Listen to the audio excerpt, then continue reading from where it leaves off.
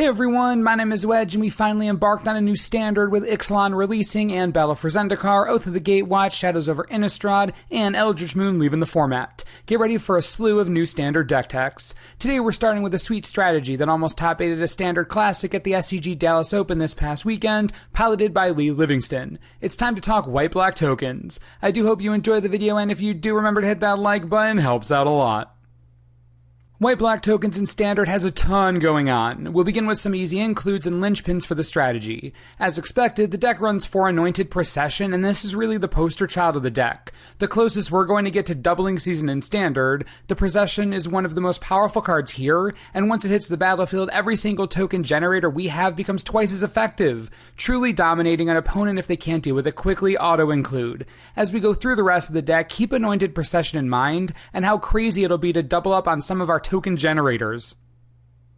Now this deck creates a plethora of different kinds of tokens, but we do have some synergies to work with. A pair of Master Trinketeer is in the deck not only to create servos on his own, but also to pump them to high heaven as a servo and Thopter Tribal Lord. Also, with the Procession, 4 mana for 2/2/2 servos could be a lot worse, let me tell you that. The Trinketeer is a great mid-game drop that refuels our board and makes most of our tokens more dangerous. Because we're running the Trinketeer, it's a good thing there are multiple high-value servo creating cards in the format right now. Servo Exhibition, Hidden Stockpile, and Sram's Expertise are all in here. 10 copies between the 3 of them. The Exhibition is an easy 2-drop. It is at sorcery speed, but since we're running so much servo synergy, it's well worth it. Hidden Stockpile is kind of an all-star in this deck. Not only do you get a 1/1 servo at the end of your turn if a permanent you control leaves the battlefield that turn, but it also fuels itself to let you scry, and with the Procession and the large number of token producers we have, you're going to be chock full of creatures to sacrifice or attack with or block with. The stockpile rarely doesn't trigger. The thing is a house. Constant production and an easy way to scry every turn or multiple times a turn if you want. Absurdly cheap. And finally, Sram's Expertise. 4 mana for 3 1/1 servos, sometimes 6, that's already decently attractive.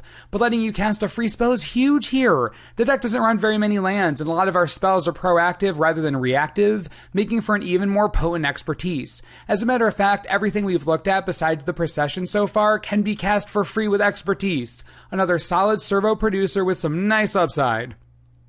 While I love me some servos, those aren't the only types of tokens we're producing. Say hello to Ixalan newcomer Legion's Landing. 1 mana for a legendary enchantment that comes with a 1/1 vamp with lifelink, and when you attack with 3 creatures, boom, Adanto, the first fort, amazing.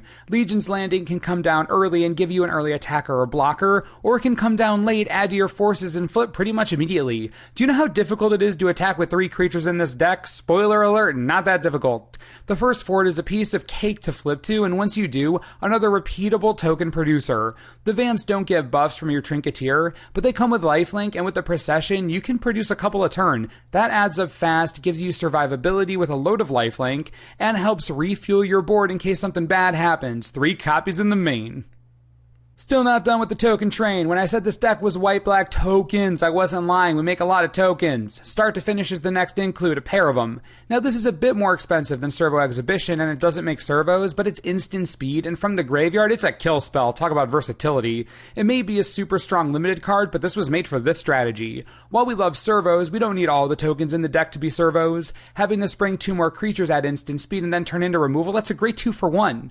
And finally, our last true token producer is a Catch for the True. Another card that creates warriors, but this time much easier than start to finish, which only creates them once. A Catch for the True, much like Legion's Landing, laughs at what you need to make her active. She will always be a 4 mana 3/6 with double strike and indestructible. Having the ability to create more tokens is obviously valuable, but she throws her weight around just fine without that. Top of the threat curve, token producer, combat master on her own, really everything we need to bring the threat package together and apply more pressure on the ground. There is one last creature we have to mention, Anointer Priest. This little common is amazing in a few ways. First, it's an early drop that can stem attacks with its 3 toughness. That's invaluable in a deck that needs a little time to mass tokens. Second, look at that first trigger. Whenever a creature token enters the battlefield under your control, you gain 1 life. Whenever. I can't properly express to you how quickly Anointer Priest just beats Ramanop Red. If you drop a handful of tokens before they're able to kill the priest, the game is just over. They can't get through your wall of 1/1s, and you're gaining life hand over Fist. Whenever a creature token enters the battlefield, totally absurd. And not only all of that, which makes the card playable already, but you get to embalm it later. It's a token that triggers itself. And with the procession, you can get more than one. Anointer Priest may not seem like much, but this is one of the best creatures in the deck, truly an anchor for the entire strategy. Anointer Priest is a real dumb bomb. What a crazy card.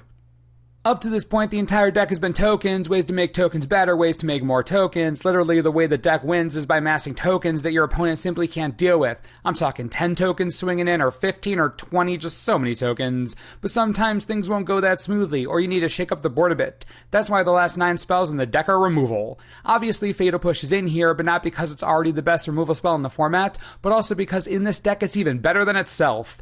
Revolt is something that's so stupidly easy to trigger in this deck, you will always have that available to you. The card might as well read the Revolt trigger without Revolt. It might as well be just destroy target creature if it has converted mana cost 4 or less. I know you're probably sick of hearing about the push, but this is the deck it was designed for if it wasn't stupidly broken already, which it is, but you get what I mean. We're running 2 Vraska's Contempt because sometimes huge creatures or planeswalkers are difficult to kill and our army of 1/1s won't be able to get the job done. Vraska's Contempt is expensive, but it's instant speed and versatile. With cards like Anointer Priest and Servo Exhibition to gum up the board, getting to 4 mana isn't going to be that difficult in a strategy like this. You can expect to play this if you need to pretty confidently. Same with Fumigate, only running 1 of these because let's be real, it's pretty counterintuitive. Now, you do gain a bunch of life for the creatures that die, but you're hoping to not have to do that. If you do have to pull the trigger, you have a Danto to help bring you back, the Procession and Hidden Stockpile. Your enchantments are actually set up pretty well to recover from a board wipe, so your ability to refuel is much better than most creature-heavy decks. The last piece of weird removal in our deck is Settle the Wreckage. I had to test with this a bit before believing in it, but yeah, it's real. The key here is that it's 4 mana at instant speed. Now, the trick to Settle the Wreckage is that in exchange for totally demolishing a powerful board state, you're ramping your opponent to Kingdom Come. But what if they don't need those lands? What if you're up against a deck that plays proactively, dumps their hands super quickly? A ton of mana would likely do them no good. Welcome to this card's strategic value as a removal spell. Giving a deck with a huge top end a ton of lands, bad. Giving it to Ramanap Red, this is that deck's high end. Do you really think they're going to care that they have 10 lands now? No, of course not. And considering a large portion of the meta is still made up of aggressive decks, a 4 mana instant speed, one-sided exile board wipe, yeah, seems pretty friggin' good right now. Control decks want this card, and this deck wants this card. You win the game of attrition. You build up turn after turn after turn. You don't care that they get a ton of mana. You don't care at all. You're too busy creating a legitimate army they can't stop. Plus, think about it this way. You Settle the Wreckage. Their board is clear for what, a turn or two at least? Especially if they've already emptied their hand. Now your entire crew of 1/1s can wreck. This card is strong, well worth the inclusion, at least game 1 for sure. The deck is only 2 colors and the curve is pretty straightforward, so it only needs 24 lands to be fine. 4 Ether Hub for early fixing are joined by playsets of Concealed Courtyard and Shefet Dunes. Courtyard is fixing that we need, and Shefet Dunes is a win condition. We're massing 1/1s, this gives them all +1/+1. We can win the game out of nowhere, it's happened multiple times, staple in here. We're also running 2 If Near Dead lands for removal and a single Evolving Wilds to find any of our 6 plains and 3 swamps. Pretty straightforward mana base, but again, only 2 colors, nothing crazy going on, it's a solid land spread.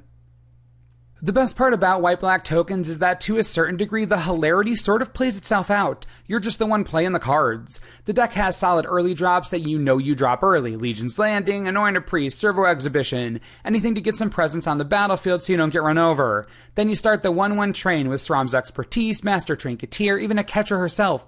Anointed Procession eventually drops to exacerbate the issue for opponents. A Ketra enables herself, Hidden Stockpile creates even more tokens, and your entire horde is now protected by a bunch of removal and a hidden win condition in your land base. White-black tokens, in a way, is a relentless strategy, consistently creating threats that must be dealt with and barely can be. Your goal is attrition and going wide. Your opponent can't stop 1/1s forever, but you can block to your heart's content. A ruthless, hilarious, and powerful strategy in Standard for sure. We're entering a new standard, so we still don't have perfect information as to what we're dealing with, but we do have some ideas. Ramanap Red is still a thing that we absolutely hate. Regal Caracal is a great sideboard include against that deck. I also love Comball, Console of Allocation, not only against red, but anything spell-based, funny as heck card. Also, Sunscourge Champion, super gross in here against aggressive decks. The Procession makes it even more outrageous. Turning to blue-white controller approach decks, Lost Legacy is necessary, Duress is necessary, you could even run Arguel's Bloodfast for refueling. Against energy decks, my favorite sideboard inclusion is Angel of Sanctions. With Anointed Procession, that's just good game from the graveyard. You have a ton of options in this deck as far as sideboard inclusions are concerned. You have a pretty gross sideboard, to be honest. So what do you think of white-black tokens? Is this the type of deck that you'd want to play in Standard? If you do, you're in luck because it's absolutely competitive. The synergies are real, the consistency is there, and it's fun. Ixalan Standard is already shaping up to be pretty interesting, and we have a lot more coming at you real soon. If there's a specific strategy you'd like us to cover, please let me know in the comments and we'll work on it. And as always, thanks for watching, and we'll see you next time. This video is brought to you in part by TCGplayer.com. White-black tokens is definitely under the radar right now, which means that some of the cards' prices are also under the radar right now. Did you know you can get copies of Aketra right this second on TCG Player for only $2.50? I know. Absurd for a strong mythic rare. If you want to get your copies of the Godly Cat Lady, just click the link on the screen. Helps the channel. We all win. Enjoy.